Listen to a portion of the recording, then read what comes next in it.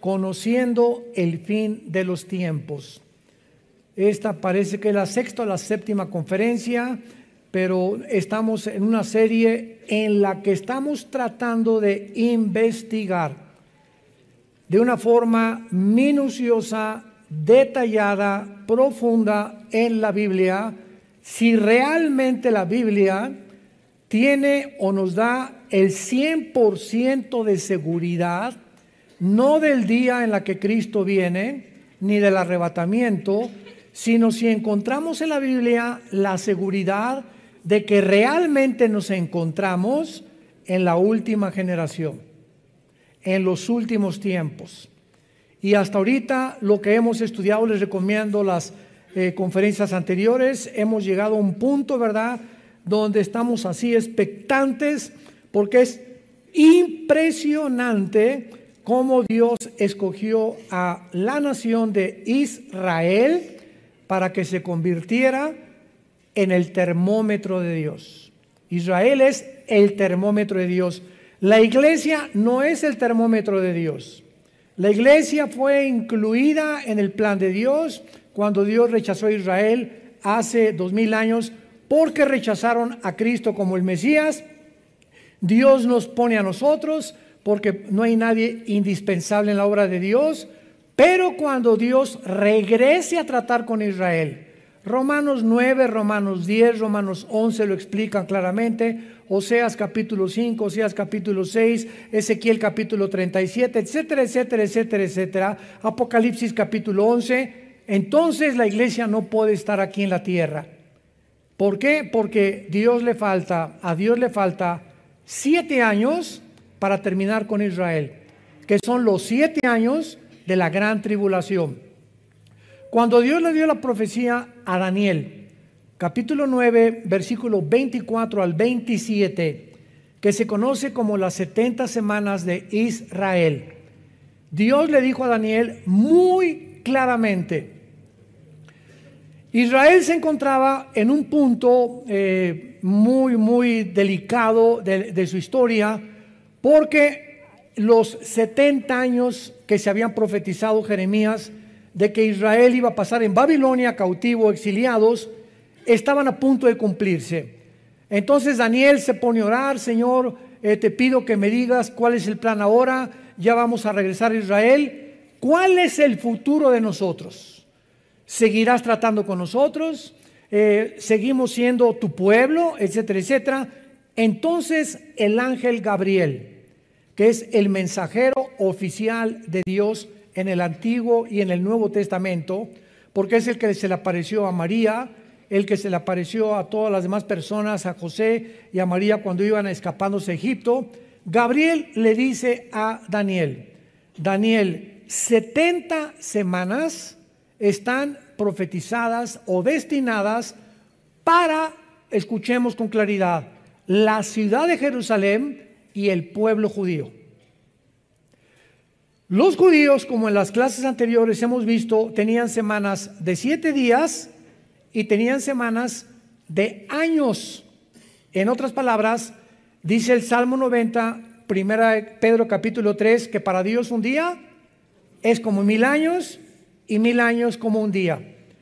Si nosotros calculamos que de Adán a nuestros días han transcurrido aproximadamente 6000 años, nos encontramos así, de que venga el Señor por nosotros. De Adán a Abraham hubo casi 2000 años. De Abraham a Cristo otros 2000 años. Y de Cristo a nuestros días llevamos 2000 años aproximadamente. Aunque estos periodos de tiempo, cuando se cambió el calendario lunar de los judíos de 360 días al calendario solar por el Papa Gregorio en los primeros siglos de la era cristiana, tenemos un calendario diferente al bíblico, porque el bíblico es de 360 días, es el lunar. Ellos rigen el calendario de acuerdo a la luna, no al sol, nosotros al sol.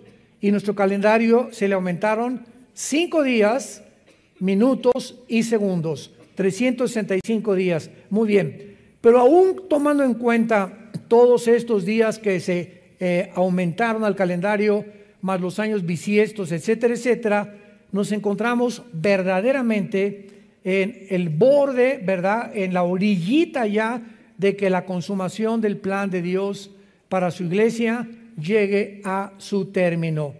En cualquier momento, millones de seres humanos desapareceremos de este planeta. Mientras viene este evento, el diablo, el Satanás, que tiene control sobre la materia, sobre la energía, y esto nos lo revela la Biblia, el poder impresionante de la materia, de las neuronas, del cuerpo humano, de los genes que tienen los demonios, que están avanzadísimos a nuestra genética, a la neurología, etcétera, etcétera. El mundo tiene que comenzar a entender que cuando desaparezcamos millones de personas, ¿qué van a contestar los científicos ateos? O los secularistas o los mundanos. Se los llevaron los ovnis. Increíble. El Vaticano tiene una oficina para la investigación de los ovnis y el Papa Francisco declaró que si venían, a lo mejor la muerte de Cristo los iba a perdonar también. Cuando, discúlpeme, ¿verdad? Pero la teología nos muestra que la redención de nosotros se debió a una maldición hace 6,000 años en un huerto del Edén. Y que Jesús tuvo que hizo hombre y hacerse carne para romper esa maldición, porque solo Dios la podía romper. Entonces, si hay extraterrestres, como dicen los marcianos, lo que sea, la redención de Jesús no se podría aplicar a ellos. Esto es una barbaridad teológica. Número 2, las Naciones Unidas tienen una oficina ahí dirigida por una mujer de la India, una hindú, que está investigando por órdenes del Consejo de Seguridad a los objetos voladores no identificados.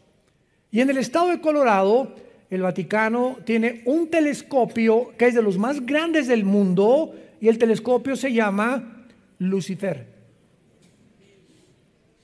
dedicado a buscar extraterrestres o hacer contacto posible con el mundo cósmico. ¿Qué dice la Biblia ante todas estas situaciones? Bueno, la Biblia es muy clara. La Biblia dice que efectivamente hay extraterrestres, pero no son marcianos, ni jupiterianos, ni venusinos, ni plutonianos. Son ángeles caídos, entes espirituales, entidades espirituales que están poblando el universo cósmico y que están interesados en que nosotros creamos que realmente algún día alguien del espacio, y ese alguien ya vino hace 2,000 años, pero no lo reconocieron. Que venga alguien del espacio, ya no es Jesús, ahora quieren un extraterrestre para que venga a la Tierra y nos dé ideas, o tal vez que nos comunique buenos prospectos para acabar con la pobreza, erradicar con la injusticia, el problema climatológico, etcétera, etcétera. Y es increíble la burbuja de utopía, en la que el mundo se encuentra, ahora sí con sueños, quién sabe de cuál fuman o de cuál se inyectan, para llegar a creer que algún día el mundo mejorará con la intervención de los ovnis. Entonces, estos ángeles caídos, como hace poco una persona me dijo que es especialista en ovnis, ¿por qué ustedes no creen en los ovnis los cristianos? Y le dije, claro que creemos en los ovnis. Hay documentos científicos, así como hay videos buenos, hay videos falsos, hay fotos, hay testigos de astronautas. Y los astronautas, la mayoría, son personas educadas, con una disciplina férrea, personas de un carácter científico en matemáticas, en astronomía, muy elevado, mucho más que nosotros, que han dado testimonio, que han pasado enfrente de ellos objetos voladores no identificados. Solamente hemos visto algo que pasó, que rompe la barrera del Mach 1, Mach 2 del sonido, y es lo único que podemos testificar. Es algo incomprensible y que la ciencia no puede todavía determinar. La Biblia nos revela que los ángeles caídos tienen el poder de materializar la energía. ¿Qué quiero decir? El diablo puede hacer que esto comience a levitarse, puede hacer que tú oigas sonidos de cadenas en el techo de tu casa, que tu televisor se prenda sin que nadie lo prenda, que las ventanas de tu casa se comiencen a doblar, que puedas comenzar a oír voces que te diga mata a esa persona, o envidia a esta persona, o tú no eres nada y te vas a morir y te queda muy poco de tiempo, nunca te vas a casar, te vas a quedar como Gutierritos, etcétera, etcétera. Y estamos influidos por voces que tú dices, ¿de dónde vienen estos pensamientos? Vienen de demonios. Por eso dice la Biblia, Romanos 12:2, que renovemos nuestra mente. Cuando en el capítulo 7 del Éxodo, Moisés llega ante el faraón y agarra la vara que traía como una prueba de que Dios era más grande que los brujos del faraón y la avienta al piso, y los brujos hechiceros de faraón hacen y repiten el milagro de que la vara, un objeto inanimado que es de madera, se convierta también en serpientes, con la única diferencia que la vara de Moisés se comió las varas de los hechiceros. Pero ¿qué nos quiere decir Dios con esto? Satanás tiene el poder de materializar la energía y hacer que algo recobre aparentemente vida. Entonces, esto es impresionante a la luz de lo que la gente trata de buscar a través del conocimiento científico. Entonces, ¿qué cosa es lo que estamos viendo en el cielo? Es real. Sin embargo, si lo quieres apuntar, los ovnis son la materialización de la energía satánica. La materialización de la energía satánica. Ellos pueden hacer aparecer un avión, un globo, pueden producirte visiones, pueden producirte lo que le llaman en Alcohólicos Anónimos el delirium tremens, que tienen los borrachos que ven objetos y ven monstruos y le llaman delirium tremens, que están tremendamente influidos por visiones o cosas que se les aparecen, que es real, son demonios. Entonces, esto que está pasando desde 1946, 2 años antes de que Israel se independizara como Estado soberano, comenzaron las apariciones de los ovnis que se han multiplicado hasta nuestros días. Ahora el mundo ya, el Vaticano, las Naciones Unidas, los medios de comunicación, cuando desaparezcamos millones de personas, tendrán una excusa para explicar, entre comillas, científicamente, por qué desaparecimos del planeta Tierra. Se los llevaron los ovnis, se llevaron a los religiosos, a los que estaban en contra de todas estas cosas, y ahora sí comamos y bebamos, porque ya no tenemos ningún mandamiento más que nos quedamos nosotros proponer, hacer nuestra ética y nuestra moral. Y este mundo se dirige a una economía global, a un gobierno global, a un sistema militar global, que el anticristo lo va a cumplir, profetizado hace más de 2000 años. Todas estas profecías nos damos cuenta que desgraciadamente no cabe duda que es una de las preguntas más relevantes del cristianismo: ¿cuándo y cómo regresará Jesucristo? Sin embargo, el estudio de la escatología, santos de Dios, damas y caballeros, escato más allá, logos, conocimiento. La rama de la escatología trata con los acontecimientos de los últimos tiempos. Es una rama de la teología. Y desgraciadamente el estudio de la escatología ha sido muy pobre y ha dejado un vacío tan grande que ha dado una explosión de enseñanzas falsas. Entonces, por todos lados oyes, ¿cuándo viene Cristo? Pues yo creo que en el pretribulacionismo, no a la mitad de la tribulación, no al final de la tribulación. Otros que ni el milenio existe. Otros están enseñando que ni siquiera existe el rapto. Increíble, impresionante, que el rapto ni siquiera existe. Entonces, toda esta serie de enseñanzas, vemos que la sana doctrina ha sido reemplazada por mensajes que apelan a las emociones, y el discernimiento ha sido abandonado por experiencias místicas. El otro día tuve una entrevista en un programa de televisión y me preguntaron, ¿a quién recurro? Virgen del Cobre, de los Sagrados, la Macarena, que por qué yo no creía en las manifestaciones del Espíritu Santo. No dije ninguna virgen.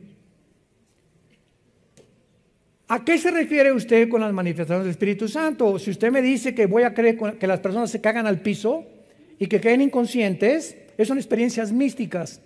Porque mi respuesta fue, claro que creo en las manifestaciones del Espíritu Santo, si no, no sería cristiano. Sin embargo, si usted le llama a eso, o comenzar como alambre eléctrico, decir que el Espíritu Santo la ha tocado, o que alguien se cae al suelo porque el Espíritu Santo, o alguien le sopla y se cae al suelo, en eso no lo creo. ¿Por qué? Contesté, porque detrás de cada cosa que hace Dios está su sabiduría. Y la pregunta que cabe aquí es la siguiente: ¿cuál sería el motivo de Dios para tumbarnos al suelo? ¿Querrá Dios que estemos paraditos o acostados y soñando? ¿Cuál sería el propósito de Dios? O sea, ¿es un circo?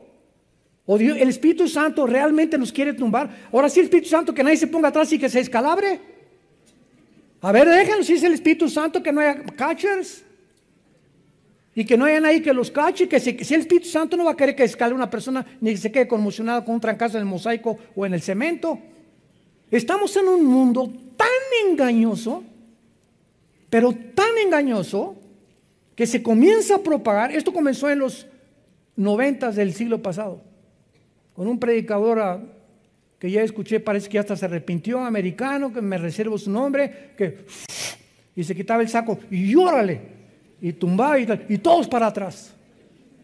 ¿Ustedes creen que el Espíritu Santo quiera dar esos espectáculos? A ver, me quito mi saco para que vean que aquí yo traigo el poder de Dios. Mejor no lo digo la palabra. ¿Qué tiempos estamos viviendo? Bueno, la cuestión es que han pasado casi 2000 años desde que Jesús ascendió al cielo, y la cristiandad tiene ahora que realmente reconciliar dos posiciones paradójicas aparentemente en cuanto al regreso de Jesús. De esto se trata esta serie. Número 1, nadie sabe la hora ni el regreso de Jesucristo. Cuando los apóstoles estaban ya a punto de presenciar en Hechos capítulo 1 la ascensión de Jesucristo al cielo, 50 días después de que Cristo muere en la cruz, ya se va al cielo. Le preguntaron en el versículo 6 del libro de los Hechos capítulo 2, Hechos 1, 6 y 7. Vean ustedes, los discípulos, los apóstoles, ya Cristo había resucitado. En el camino de Maús ya había caminado con dos de ellos, ya les había explicado, tardos para oír a Moisés y a los salmos y los profetas, que el Hijo del Hombre tenía que morir y resucitar a los 3 días. Y después de casi 50, 40 días más o menos que estuvo apareciéndose Jesús a cientos de personas y a sus discípulos, aquí los discípulos todavía no les caía el 20. Todavía no estaba el Espíritu Santo en ellos, porque esto es antes de Pentecostés, y todavía tenían aquí zonas grises en el cerebro, y verdad que no era culpa de ellos, sino no llegaba el tiempo de la iluminación total, y le preguntaron a Jesús. Hechos 1:6, los que se habían reunido le preguntaron diciendo, Señor, vean la pregunta, ¿restaurarás el reino de Israel en este tiempo? O sea, ¿saben qué le estaban preguntando a Jesús? Seguían creyendo que el Mesías tendría que restaurar Israel, porque la profecía decía que el Mesías vendría y acabaría con los romanos, y no entendieron que primero era la muerte y después la corona. Cristo tenía que morir primero y después tenía que resucitar. Estaban interesados en el reino de Israel. Ahora, también es lógico, porque a los gentiles, a nosotros, no se nos había predicado todavía el evangelio. Entonces ellos todavía no tenían conocimiento de la iglesia, que ya Jesús en los evangelios les había dicho, voy a edificar mi iglesia y las puertas del infierno no prevalecerán contra ella. Pero lo importante es la respuesta que les da Jesús. Versículo 7. Y les dijo, no les toca a ustedes saber los tiempos o las sazones que el Padre puso en su sola potestad. A los que les interese, apunta estas dos palabras que en el original griego se tradujeron al español tiempos o sazones. La palabra tiempos es la palabra cronos, C-H-R como suena, O-N-O-S. De ahí viene la palabra cronología. No les toca a ustedes saber la cronología. Y la palabra sazones es la palabra kairos, con K. Y esta palabra, los sazones, significa el tiempo específico. Se los voy a explicar. Nosotros tenemos un calendario. Yo ahorita, por ejemplo, ya comencé mi calendario para el año que entra. Enero, febrero, marzo, abril, y ahí voy apuntando las fechas, los compromisos, las responsabilidades, ¿verdad? Entonces, todo lo que está en este calendario es mi cronología. El tiempo que yo estoy dividiendo para que en el siglo XX, en el año 2020, yo pueda saber exactamente qué compromisos tengo con el doctor, por acá, por el viaje, lo que tú quieras, cumpleaños de mi familia, bla, bla, bla, bla. Ok, eso es la cronología. El tiempo completamente panorámico. Kairos es el día de tu cumpleaños. Es un día específico, es el día de la independencia, es el día del pastor, o es el día de la Biblia, o es el día, Navidad ahorita el 24 son kairos, o sea, son días específicos. Cristo dijo, no les voy a decir ni la cronología, ni el tiempo específico, o sea, el día en que mi hijo regresa. Y como no les voy a decir nada, recibirán poder cuando el Espíritu Santo venga sobre ustedes y me serán testigos. O sea, no se preocupen tanto por el tiempo, sino por hablar de mí. Ahorita en Navidad, si eres cristiano, te vas a parar en la cena de Navidad.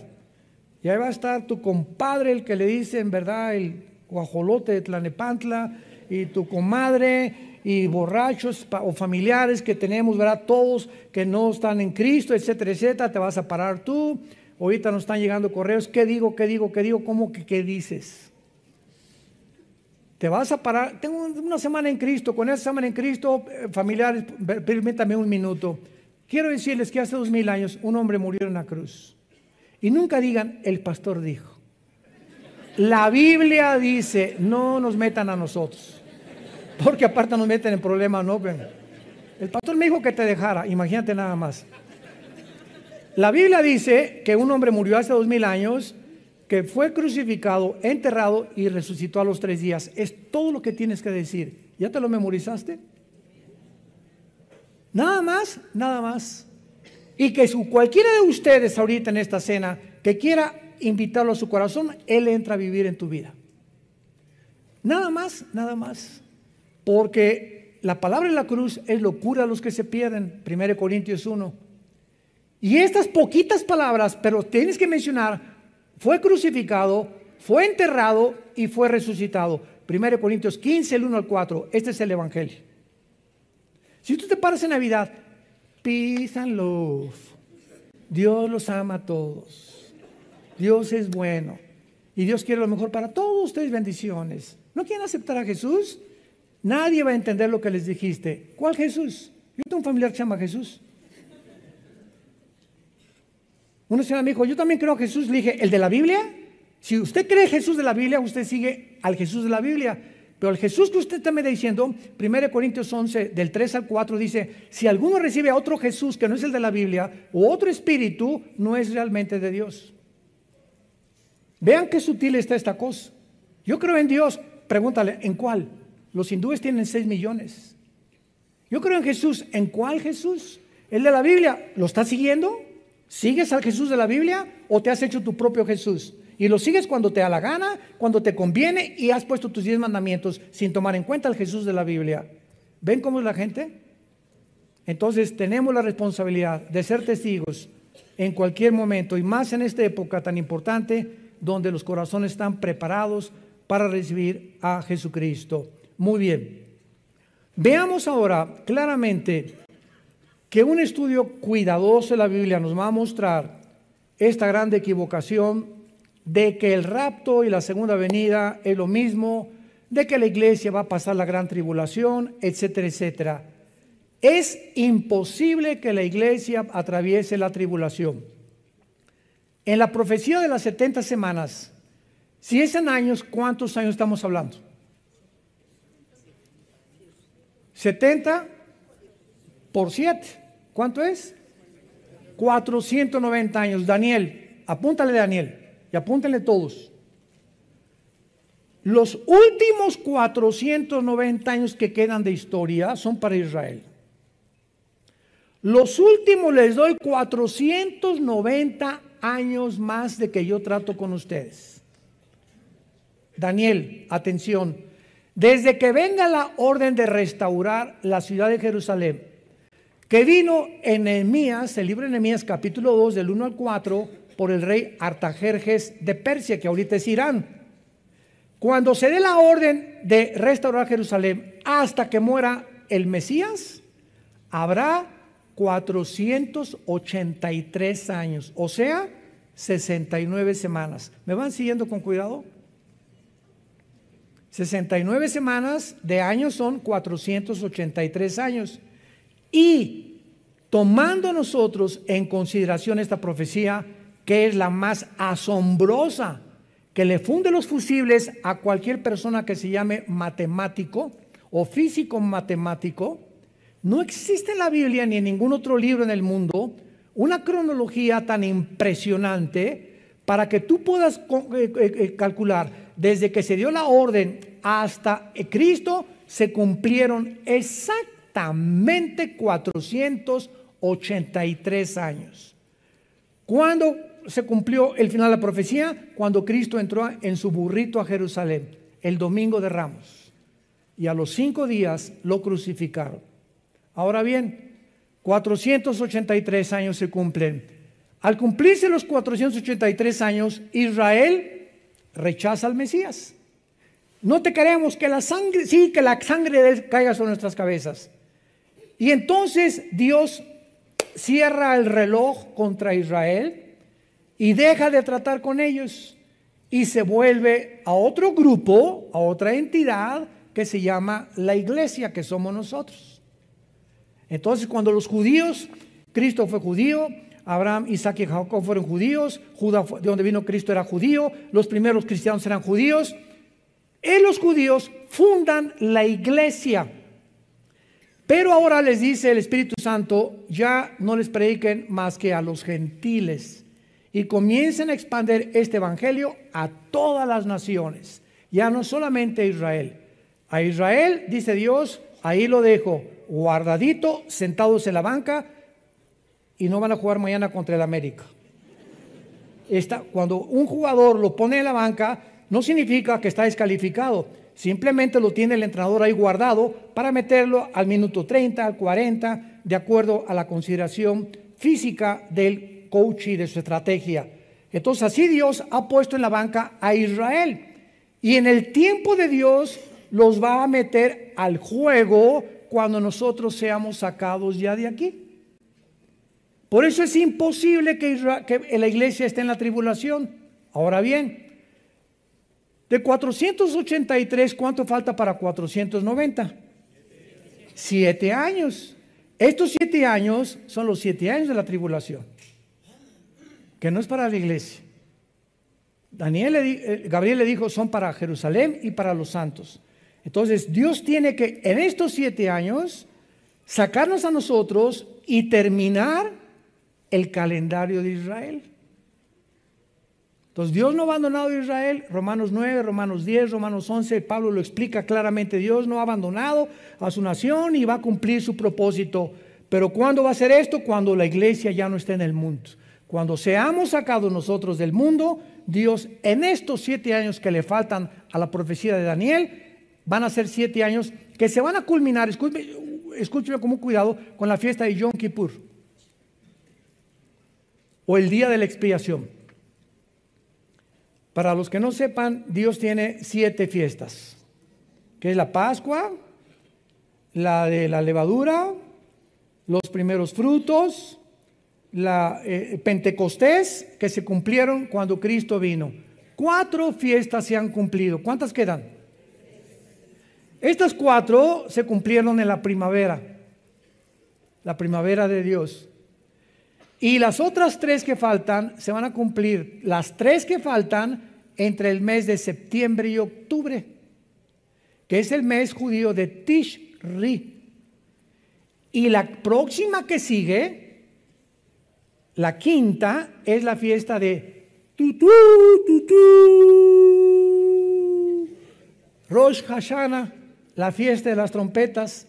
Y lo interesante de la fiesta de las trompetas, que es la única fiesta que no tiene día donde caer. ¿Me van siguiendo? ¿Quién podría haber puesto todo esto más que Dios? Esto es impresionante. Ni los rabinos hubieran podido calcular todas estas cosas que estamos discutiendo cientos de siglos después. La fiesta de las trompetas puede caer en un día o en otro. Entonces los judíos agarran 3 o 4 días para hacer la fiesta de las trompetas, porque no saben exactamente en qué día cae. Todas las demás caen exactamente el primero o el día 15 o el día 20 del mes de Tishri. De las trompetas, ¿cuál sigue? Yom Kippur, cuando es el llamado al arrepentimiento de Israel, el día de la expiación. Y la última fiesta, el Sukkot, la fiesta de los tabernáculos, que muchos de ustedes han venido aquí y la celebramos no porque la tengamos que celebrar por obligación.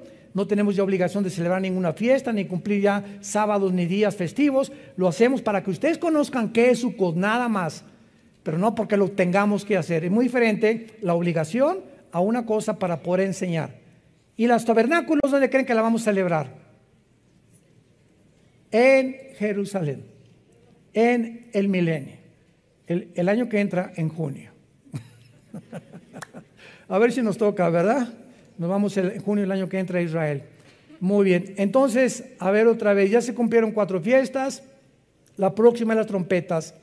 Por eso no es posible que la iglesia pase la tribulación.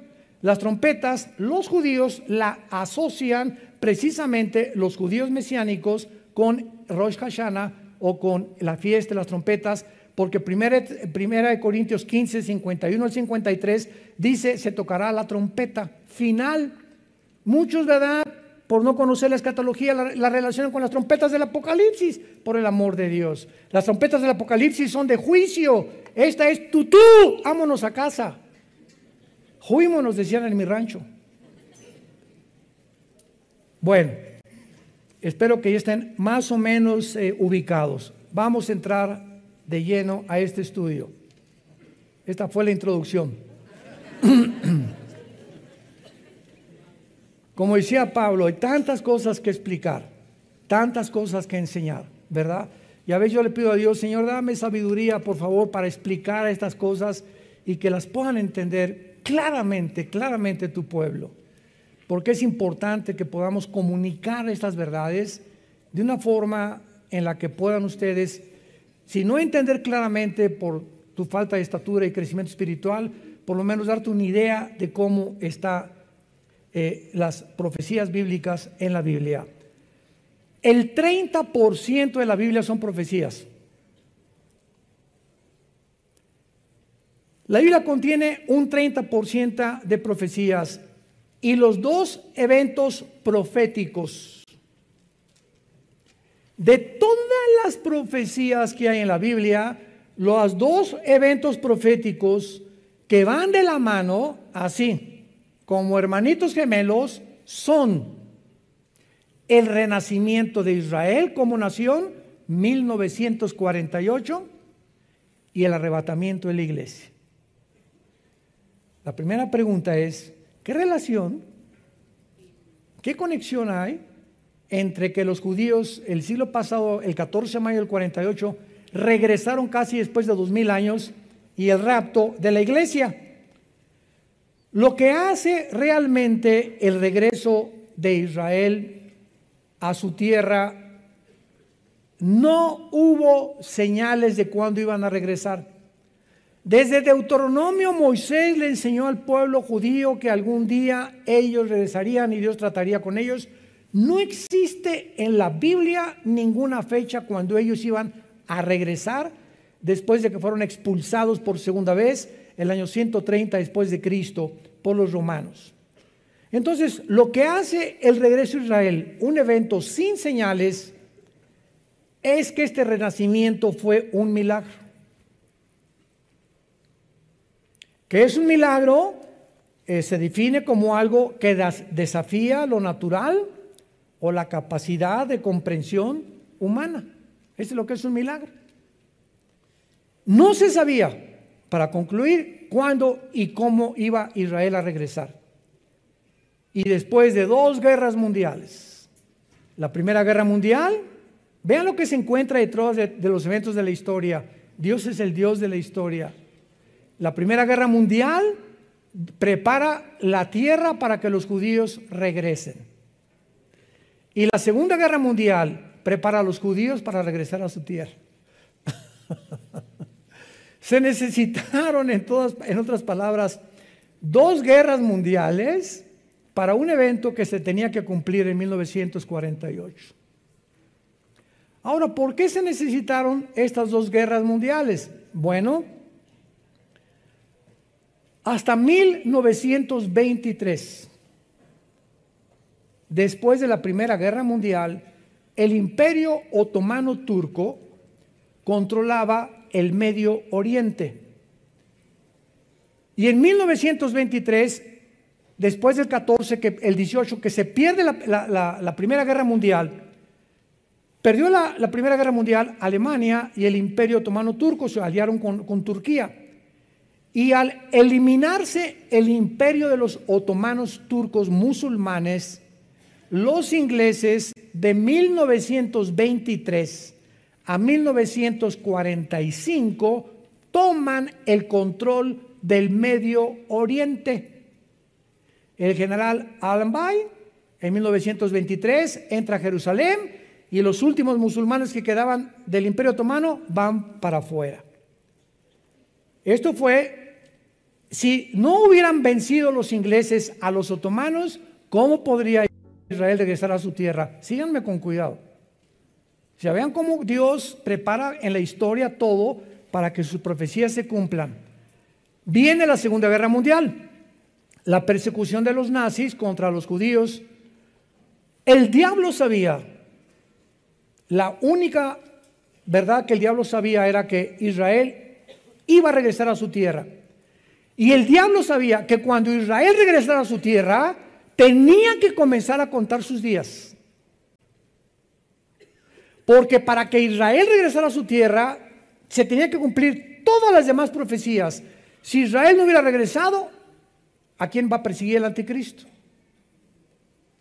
Si Israel no hubiera regresado, ¿qué templo iban a levantar? Si Israel no hubiera regresado, ¿cómo podría cumplirse la semana 70 de Daniel? Entonces, era imprescindible que Israel regresara. Y los nazis propiciaron que el mundo se apiadara y tuviera misericordia. En aquel tiempo era la Liga de las Naciones. Votaron, creo, 23 contra 12 votos, que por fin los judíos les permitieran regresar a su tierra casi después de 2000 años. Señores historiadores que nos están escuchando y señores sociólogos que nos escuchan, el regreso de Israel a su tierra es el milagro más grande de cualquier nación en toda la historia de la humanidad. No ha habido un milagro semejante donde una nación, ya no después de casi 2000 años, sino después de una sola generación, que es aproximadamente 80 años, regresar a su tierra con su religión, con su cultura, con su estado y con su idioma. No pudieron las naciones absorberlos. Los franceses no les cambiaron su idioma, ni los ingleses, ni los italianos, ni los mexicanos, ni nosotros vamos a Texas, o nuestros paisanos que ya se han ido ya no quieren hablar español. En casi una generación, 80, 100 años. Porque quieren, y esto es un fenómeno normal de la sociología, se quieren adoptar a la cultura. Y mi esposa y yo tenemos cantidad, ¿verdad? Tenemos un paisano jardinero que va cada 15 días a la casa de ustedes a cortarnos ahí el pastito de la casa y le preguntamos, ¿verdad? Oye, y el español ustedes saben que hablan o mencionan, le llaman mocho, ¿verdad? O sea, no es realmente un castellano. Y vienen sus hijos a ayudarlo a cortar el pasto y hablo con ellos y me hablan en inglés. Y le digo, ¿por qué no quieres hablar español? Y me dice, papá, es que a la escuela les da vergüenza. Quieren ya desde niños ser aceptados como norteamericanos para no ser marginados ni rechazados por el racismo que existe todavía. Y estos señores judíos, 2000 años, damas y caballeros, y regresan hablando hebreo. Cada niño que nacía, va a ser nuestro idioma, esto es nuestro idioma, esto es nuestro idioma, esto es nuestro idioma. Es un milagro porque nunca jamás se volvió a dar en la historia ni se ha dado de la humanidad. ¿Van ustedes entendiendo por qué es tan significativo y tan importante el regreso de Israel en 1948 en la relación con las profecías bíblicas? Ahora, muy bien, esto es lo que hace este renacimiento nacional, no espiritual.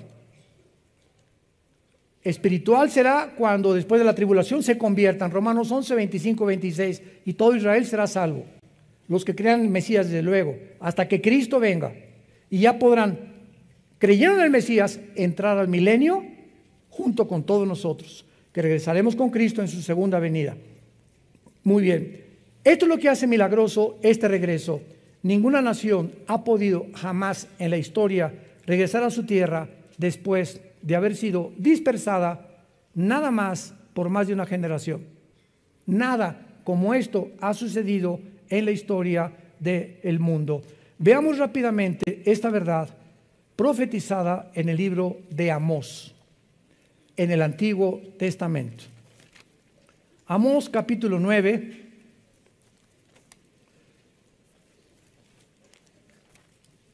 versículo 14 y 15.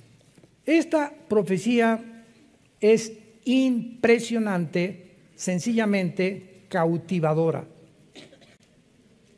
Ahora sí que de veras, la persona que no quiera creer es porque no le conviene creer. La persona que esté buscando evidencias de que la Biblia es la palabra de Dios o de que Dios existe, estas profecías, le funden los fusibles a cualquiera. Voy a leerles una profecía que fue escrita hace 2600 años. ¿Cuánto? ¿Por Walter Mercado? ¿Por Nostradamus? ¿Por los astrólogos? ¿Por los profetas hebreos? Vean lo que dice Amós 9, 14 y 15. Y traeré del cautiverio a mi pueblo Israel. Edificarán las ciudades asoladas, número 1, las habitarán, plantarán viñas y beberán el vino de ellas, harán huertos y comerán el fruto de ellos, pues los plantaré sobre su tierra y nunca más serán arrancados de su tierra que yo les di, ha dicho Jehová Dios tuyo. Pongan los que les interese y trajeron su Biblia y no el periódico. Pon ahí junto a ese versículo 14 de mayo de 1948 se cumplió esta profecía. Traeré del cautiverio a mi pueblo Israel. Número 2. Esta profecía dice, todo esto es insólito, que cuando ellos regresaran iban a edificar e iban a plantar viñas. Cuando los judíos regresaron en 1948, el día 14 de mayo, y nombraron a David Ben Gurión, el primer ministro de Israel, estaba Israel, toda la tierra de Israel seca, sin flores ni árboles, no había nada. Para 1950 al 52, en casi 4, 5, 6 años de que regresaron, plantaron más de 6 millones de olivos. En una de las obras de la ingeniería hidráulica más portentosa desde una de las séptimas maravillas del mundo, que fueron los jardines colgantes de Nabucodonosor en Babilonia. Una de las séptimas maravillas del mundo fueron los jardines de Babilonia, que todavía cuando vivía Saddam Hussein dijo: le doy $1,000,000 al que pueda imitar los jardines de Babilonia en Irak. Nadie lo pudo lograr. Y nadie entiende cómo los judíos hayan podido. Tú vas ahorita a Israel y tienen más de 16 millones de árboles. Los que hemos viajado a Israel siempre llegamos a Tel Aviv, ya sea de Roma, de París o de cualquier lugar del mundo, México, donde tú le quieras ver. Pero cuando estamos en Israel o vamos a Jordania o vas a Egipto y vuelas y pasas así por el avión, ves Jordania seca, seca, seca, seca. Egipto seco, seco, seco. Líbano seco, seco, seco. Siria, Siria seca, seca, seca. Y llegas y haz de cuenta que llegas a un jardín. Y es exactamente para compararte cuando cruzas de Texas a México. Cuando volamos mi esposa y yo a Texas, seco, seco, seco, seco, seco. Y ya entras a Texas, o a Arizona, o a California, o a cualquier estado, todo verde en Estados Unidos. ¿Por qué? ¿Por qué esa grande diferencia? Todo ordenado, todo se respetan a la autoridad, etcétera, etcétera. ¿Qué es lo que hace estas culturas diferentes unas de otras? La Biblia. La Biblia. Resulta que Estados Unidos, en 1625, cuando llegaron los peregrinos huyendo de la persecución del Vaticano a Inglaterra, y llegaron a Estados Unidos, al estado de Virginia, a Rhode Island, 1625, con este libro. Y fundaron Estados Unidos con este libro. Y cuando llegaron a nosotros a colonizarnos y a conquistar México, llegaron los españoles con Fray Bartolomé de las Casas, con religión, se juntan con los indígenas y los aztecas y se vuelve un sincretismo entre religión y brujería. Y ahora tenemos eso. Tú entras a cualquier iglesia y hay gárgolas por todos lados. Incienso, y esto, y misticismo, y por acá, y por allá. Me acuerdo que había una bruja llamada Doña Pachita, tu madrina. Es broma. Y me acuerdo que mi hermano Alejandro, ¿verdad? Él fue el que me dio a Cristo, es el director del ITI. Mi hermano Alejandro fue hippie. Traía su pelo hasta acá y peace and love, ya saben cómo era la época de los 60, 70, ¿no? Y él me dice que fueron a ver a Doña Pachita, allá a Oaxaca, y a probar los hongos alucinantes. Mi hermano, gracias a Dios, que quedó bien normal después de todo. Lo salvó Cristo, ¿verdad? Y restauró su mente y todo. Pero me platicaba, ¿verdad?, que cuando experimentaron con estos hongos alucinantes, una de las cosas que Doña Pachita tenía a San Juan Bautista, tenía a Cristo, tenía vírgenes, tenía a Nostradamus, tenía a todos. O sea, dentro de la brujería tienen sus vírgenes, tienen esto, tienen el otro, pero también tienen a sus brujos y a sus chamanes.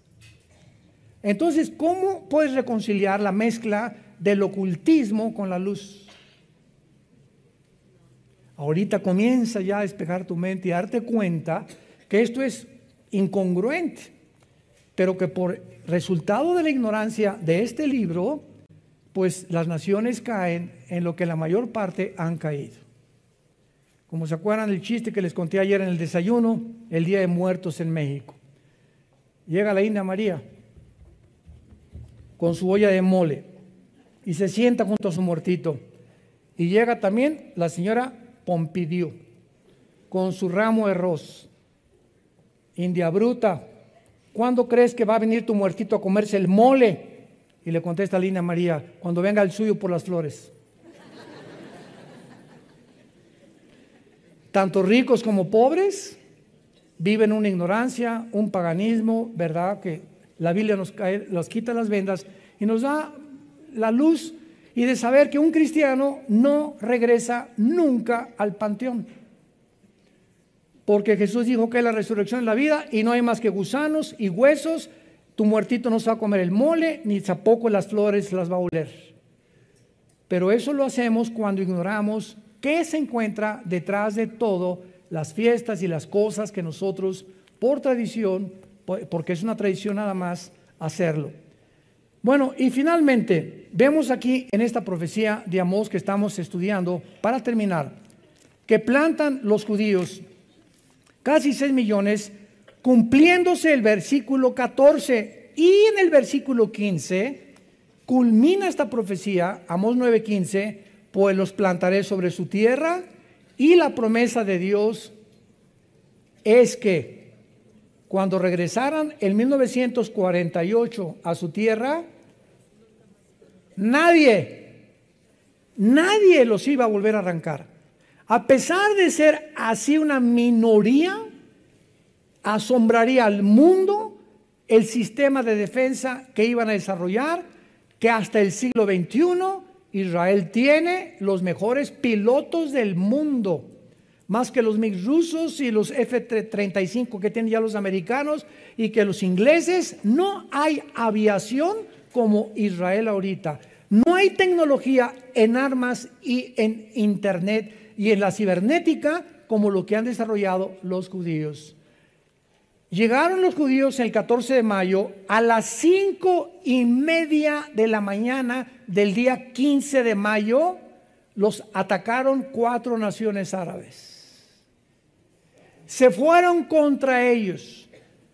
Vino en 1952, 54, los volvieron a atacar. Y para terminar con la guerra milagrosa de los 6 días, del 1 al 6 de junio de 1967, donde se juntan todas las naciones árabes dirigidas por Gamal Abdel Nasser, el presidente de Egipto en aquel tiempo, reúne a los jerarcas de Jordania y a toda de Egipto, de Siria, de Irak. Exterminemos a los judíos, echémoslos al mar Mediterráneo. ¿Saben ustedes lo que pasó en la guerra de los 6 días? Ahorita somos como 2,000 personas en este auditorio. Dentro de las leyes de las probabilidades, señores matemáticos, si tuviéramos nosotros 100 rifles y nos rodeara ahorita un ejército de 1,000,000 de soldados, somos 2,000, ¿cuántas probabilidades tendríamos de salir vivos? 10 a la 12ª potencia. Imposible.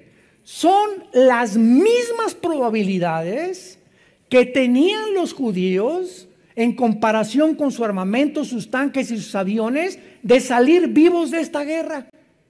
El general Schwarzkopf compra su libro, su biografía, que fue un cadete de West Point y dirigió la invasión, no la invasión cuando sacaron a Saddam Hussein en 1990-91 de la guerra del Golfo Pérsico. El general Schwarzkopf dijo en su libro: yo soy un militar, tengo casi 80 años de edad, se murió hace algunos años. Nunca ni las falanges de Alejandro el Magno, ni Napoleón Bonaparte, ni los Pirineos de Aníbal, no conozco ningún ejército que haya podido sobrevivir, ni la estrategia que tuvieron los judíos, como la guerra de los 6 días. ¿Qué pasó? Al segundo día que se juntaron, un sargento israelí interceptó un mensaje de un sargento iraquí de la invasión. ¿Saben lo que hicieron los judíos? En el segundo día se subieron a 6 aviones. Se elevaron hacia el cielo y comenzaron a las 4:30 de la mañana del día tercero. Acabaron con toda la aviación de los egipcios. Se fueron sobre el aeropuerto de Jordania. Total que en el quinto día, los ejércitos enemigos no tenían un solo avión. Ellos controlaban el aire. Y controlando el aire, controlaron la tierra. Cuando controlamos la oración, controlamos lo de abajo. Todo tiene una relación con el mundo espiritual. Esto es asombroso. Son como las guerras de Josué, ilustran cosas espirituales del Nuevo Testamento. Bueno, total que ya los tanques arrasaron. En el 6º día, los judíos estaban en el Sinaí. Habían entrado a Egipto hasta el Sinaí. Habían conquistado las colinas de Golán. El año que entra las vamos a visitar cuando nos vamos al barco. Y habían conquistado la Franja de Gaza y el Banco Oriental en 6 días. ¿Saben por qué acabaron en 6 días? Porque el séptimo tenían que descansar.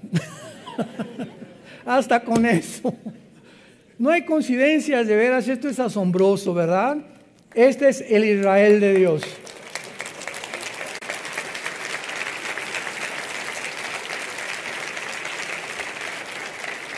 La gente no sabe esto. Tus amigos, tus familiares no saben esto. No saben todo lo que se esconde detrás de este libro maravilloso. Y es nosotros a los que Dios nos ha encargado este mensaje a las naciones, a iluminar las mentes de aquellas personas que han sido cegadas por el poder de Satanás, para que resplandezca la iluminación del conocimiento de Dios en la faz de Jesucristo, en el corazón de tus hijos, de tus familiares, de tus padres, que aún no tienen la salvación. Sé un testigo fiel hasta la muerte y permanece en la esperanza a la que Dios nos ha llamado, a todos nosotros hasta el final, para nunca tener de qué avergonzarnos. Te damos gracias, Padre, por esta serie, conociendo el fin de los tiempos.